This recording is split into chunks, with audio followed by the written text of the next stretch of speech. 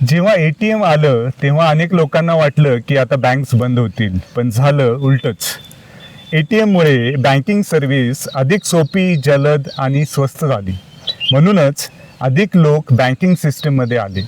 बँक्सने आणखी जास्त branches open केल्या, आणखी जास्त एम्प्लॉईज हायर केले.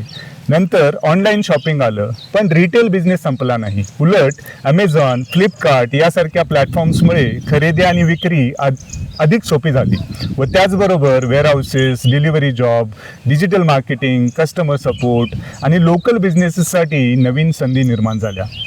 हे फक्त ATM आणि ऑनलाईन शॉपिंगच्या बाबतीतच नाही, तर जसं एक्सेल आलं पण अकाउंटंटचा जॉब गेला नाही, इंटरनेट आलं पण रायटर्सचा जॉब गेला नाही, ईमेल आला पण पोस्टमनची नोकरी गेली नाही, डिजिटल कॅमेराज आले पण फोटोग्राफरचा बिझनेस कमी झाला नाही, GPS आणि गुगल मॅप्स आले पण टॅक्सी ड्रायव्हरची गरज आजही आहे, ई लर्निंग प्लॅटफॉर्म्स आले पण टीचर्सची आवश्यकता कमी झाली नाही. हे कसं काय? कारण टेक्नॉलॉजीमुळे एखादी गोष्ट अधिक बेटर, फास्टर आणि चीपर होते. आणि जेव्हा एखादी गोष्ट सोपी आणि स्वस्त होते तेव्हा जास्तीत जास्त अधिक लोक ती वापरायला लागतात. डिमांड वाढते, काम वाढतं आणि नवीन ऑपॉर्च्युनिटीज निर्माण होतात. And that's exactly what is going to happen with AI as well. AI लोकांना रिप्लेस करणार नाही.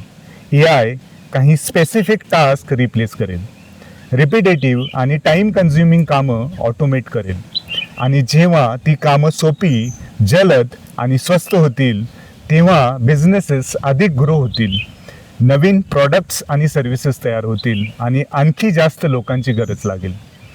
म्हणून AIला घाबरण्याची अजिबात गरज नाही. फिअर नको पण प्रिपरेशन हवं, वरी नको पण अपस्किलिंग हवं. आजचा सर्वात महत्त्वाचा प्रश्न हा नाही की AI माझी जॉब घेईल का. खरा प्रश्न हा आहे की मी AI सोबत काम करायला शिकणार का. कारण भविष्यात AI रिप्लेस करणार नाही, पण AI वापरणारी माणसं AI न वापरणाऱ्या माणसांना नक्कीच रिप्लेस करतील. आणि मित्रांनो, तुम्ही कोणत्याही क्षेत्रात असाल, तुम्ही शाळेत किंवा कॉलेजेसमध्ये शिकणारे स्टुडंट्स असाल, टीचर असाल, डॉक्टर असाल, इंजिनियर असाल, शॉपकीपर असाल, बिझनेसमॅन असाल, हाऊसवाईफ असाल किंवा इवन फार्मर असाल, AI तुमच्या क्षेत्रात येणारच आहे. आज नाही तर उद्या, थोडं लवकर किंवा थोडं उशिरा, पण AI प्रत्येक क्षेत्रात पोचणारच आहे. हे सर्व होणार आहे म्हणून AIमध्ये एक्सपर्ट होणं हे सर्वांसाठी शक्य नाही आणि त्याची ॲक्च्युली आवश्यकताही नाही. पण AI बद्दल बेसिक अंडरस्टँडिंग असणं, AI काय आहे हे माहिती असणं आणि AIचा योग्य वापर करता येणं हे जवळपास प्रत्येकासाठी आवश्यक होणार आहे.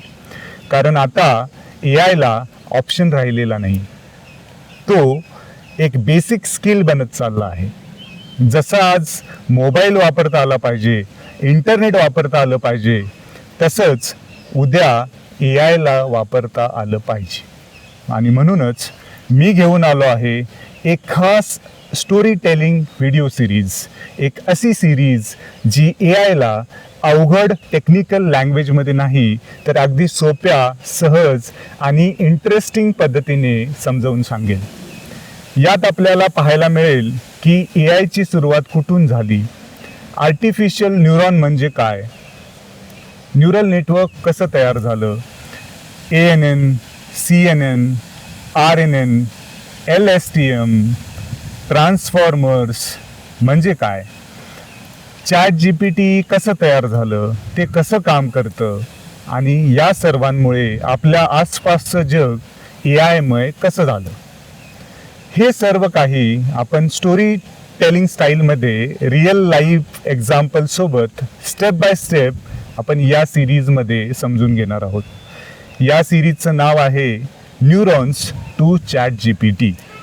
न्यूरॉन्सपासून ते ChatGPT पर्यंतचा संपूर्ण प्रवास, to understand the complete journey of AI. जर तुम्हाला ए आयच्या या रेसमध्ये मागे राहायचं नसेल तर माझ्यासोबत राहा. Stay connected with me. Series लवकरच सुरू होत आहे. See you soon in the journey from neurons to ChatGPT. Thanks for watching this video till the end. Thank you very much. See you soon. Bye.